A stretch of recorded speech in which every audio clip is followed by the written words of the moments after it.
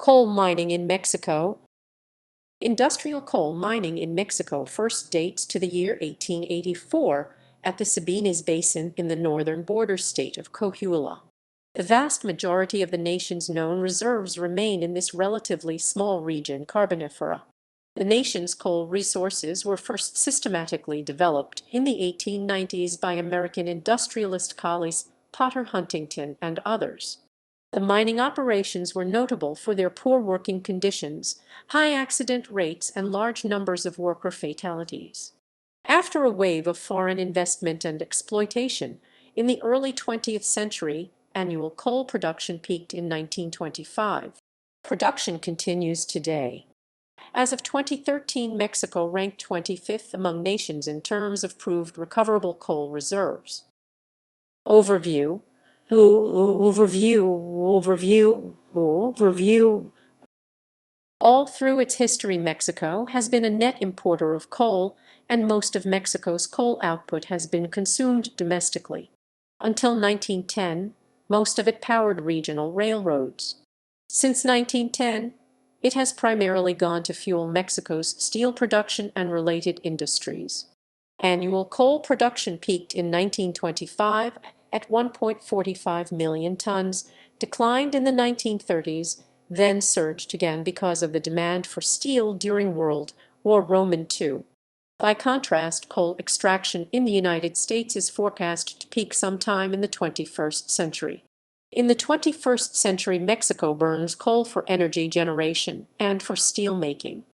As of 2013, Mexico ranked 25th among nations of the world in terms of proved recoverable coal reserves, with 1.3 billion tons. History. Exploitation of coal resources was known since the days of Spanish rule, as European methods of resource extraction crossed the Atlantic. The first identified coal field in the country is the Rio Sabinas Basin, west of the old capital city of Monclova. The first Mexican mine to produce coal on an industrial scale was the Alamo mine in San Felipe, Coahuila, in 1884. American railroad magnate C.P. Huntington established the Mexican International Railroad in 1882, running south from Piedras Negras, Coahuila, as part of the Southern Pacific Railroad. In Coahuila, Huntington bought his coal supplies from local landowners, including Evaristo Madero for local use, and to ship back north to the U.S. to supply Southern Pacific trains.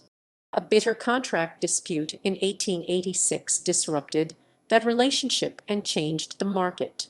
Within a few years, Huntington himself controlled at least 4 local producers: the Sabinas Coal Mines Company, the Coahuila Coal Mine Company, the Alamo Coal Company, and the Feuitt Coal Company, with his Mexican International and its spur lines serving as transport for the mines, and his mines fueling the railroad. In the same years, Porfirian mining reform laws in 1884 and 1892 scrapped colonial-era doctrine and established mineral rights for landowners, which revived the entire industry and attracted more foreign capital. In 1905, after Huntington's death, the largest producer in the region had become William Ludlow's Mexican Coal and Coke Company, Incorporated in New Jersey. That firm owned Los Esperanzas mines, the most important mines in the Republic. British industrialist William Broderick Clote was also active in the region as an owner of land, rails, and coal mines. After Clote died in the sinking of the RMS Lusitania in May 1915, the mining town Clote in Sabinas, Coahuila, was named for him. Workers. Mine operations in the first decades were characteristic of the hand-loading era, labor-intensive, primitive, and unsafe.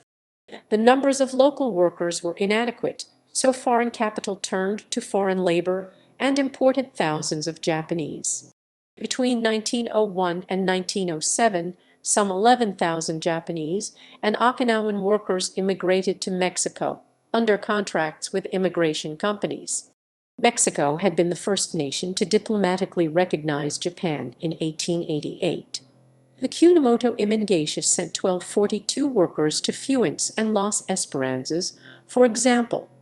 and the Toyo Imengation sent hundreds more to Los Esperanzas, along with thousands more into unrelated industries. These workers normally had 4-year contracts to work 10 hours a day, 6 days a week. Conditions for workers were extremely poor. Many died from beriberi, typhoid fever, or malaria, and there was a pattern of frequent industrial accidents, see below. In the deadliest coal mining disaster in Mexican history, the Mina Receta Vieja disaster of February 27, 1908, most of the 200 fatalities were Japanese immigrant laborers. By 1906, immigrant workers on plantations had begun to strike and slash or leave, often for California or Texas. Mexican Coal and Coke Company in 1907 complained that of 1,500 contract workers they paid passage for 1,400 had fled. By November 1920, coal workers had organized under the Mexican Federation of Miners and struck, successfully, for wage increases. Notably, their secretary, J.M. Tristan, was denied entry into the U.S. by immigration officials in Laredo. Accidents. Following is a list of coal mining accidents in Mexico. This is an incomplete list. Explosion of dynamite store underground at the San Andres mine, Durango, February 7, 1901, killing 87 men, women and children in a settlement on the surface. Explosion at Los Esperanzas mines, Barotren, Coahuila, Mina Receta Vieja disaster, February 27, 1908, 200 fatalities, most Japanese immigrant laborers, the deadliest coal mining disaster in Mexican history. History. History. History. History. History. History.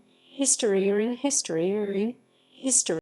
Palau Mine, Los Esperanzas, February 2, 1910, an explosion kills 68 workers. Mine No. 6, Receta, December 22, 1936, 75 workers killed in explosion. Barotren coal mine disaster, March 31, 1969, 153 fatalities. La Espula coal mine disaster, January 23, 2002, 13 fatalities.